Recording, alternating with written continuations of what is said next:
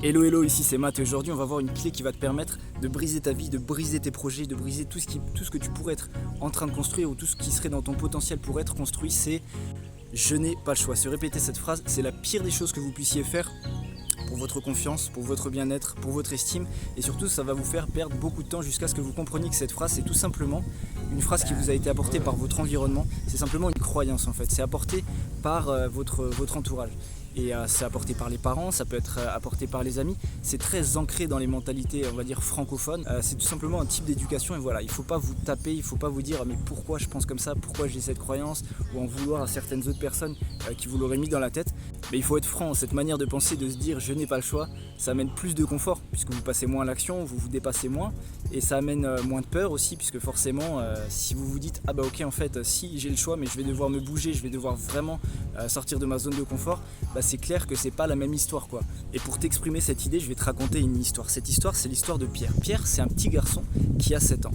Et en fait, lui, depuis tout petit, il a une passion, c'est les animaux, mais plus particulièrement les éléphants. Les éléphants, il adore ça. Il aime ça, pourquoi ? Parce que les éléphants, c'est des animaux qui sont absolument gigantesques, qui pèsent vraiment super lourd, qui pèsent entre 600 et 300 kilos. Et il est vraiment fasciné par cette différence et par ce côté absolument majestueux. Puis son père le sait bien évidemment qu'il aime les éléphants.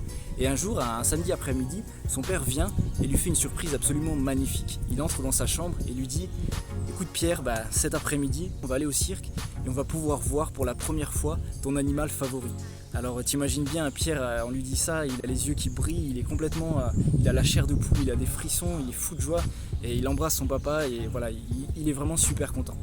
Donc voilà, la journée se passe, ok. Ils vont au cirque, ils donnent les billets, etc. Ils vont s'installer. Le spectacle commence.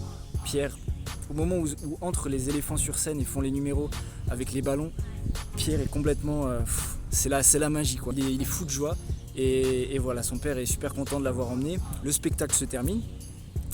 Et là, les animaux, donc ils ont terminé leur numéro, donc ils sont sur le côté. Tu vois, ils sont dans un espèce d'enclos, mais d'enclos qui n'est pas forcément fermé, surtout pour les éléphants. Et voilà, Pierre marche et puis... Il est un peu étonné en fait, il tourne la tête et il voit l'immense éléphant justement qui le faisait rêver il y a quelques secondes.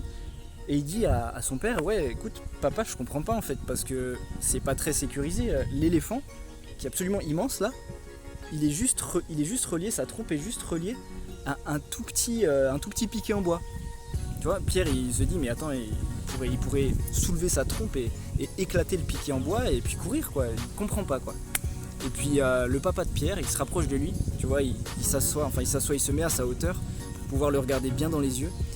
Et il lui dit, écoute Pierre, tu vois, ça c'est un peu la métaphore de la vie, c'est que quand t'es petit, tu peux être confronté à des échecs. Par exemple, cet éléphant, quand il était petit, il a essayé, quand il était vraiment tout petit, il a essayé avec sa trompe d'enlever le piquet, mais il n'y arrivait pas. Il s'est découragé et ça lui a généré...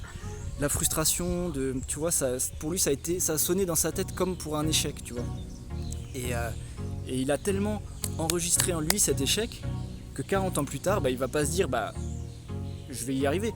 Dans sa tête, il se dit mais je ne suis pas capable. Il a toujours des enregistrements qui étaient liés à son ancien soi, qui étaient liés à des croyances qu'il avait auparavant, à un niveau de compétence qu'il avait avant.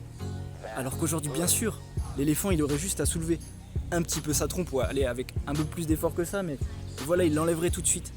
Et voilà, et il dit à son fils que tout simplement dans la vie, il faut bien comprendre que quand on est face à un échec, quand on est ce qu'on peut considérer comme un échec, quand on est face à un obstacle, ce n'est jamais définitif.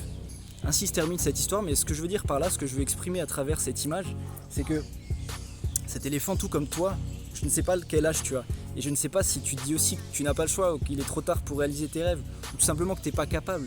Mais il ne faut pas se laisser influencer, il ne faut pas se laisser s'auto-manipuler par des anciennes croyances qu'on a pu emmagasiner, qu'on a pu enregistrer dans notre tête, dans notre cerveau, dans notre inconscient, etc., par de fausses idées. Si toi tu as un projet, si toi tu as un rêve, et que tu es là et que tu te dis oui non, c'est pas possible, ou que voilà, que tout simplement tu as fait une croix sur des projets passés, que ce soit une reconversion professionnelle, que ce soit aller vivre dans un pays, que ce soit je ne sais pas, tout simplement quelque chose de peut-être un peu plus, quelque chose qui peut changer encore plus ta vie en profondeur si tu éprouves des difficultés aujourd'hui. Ce que je veux dire par là, c'est que j'ai pas le choix, ça n'existe pas. J'ai pas le choix, c'est une excuse qu'on se dit quand on veut pas quand on a peur, il faut comprendre que cette peur qui te conditionne, cette pensée qui te conditionne, cette croyance, c'est bidon, c'est bidon, c'est bidon. Et voilà, je te pose la question, qu'est-ce que tu veux dans la vie? Vers où tu veux aller? Vers où tu veux te diriger? Ça, il n'y a que toi qui peux prendre la décision, qui peut prendre ne serait-ce que 10 secondes chaque jour pour y réfléchir. En tout cas, s'il te plaît, ne dis plus jamais ça, ne dis plus jamais « je n'ai pas le choix ». Je te souhaite une très bonne journée.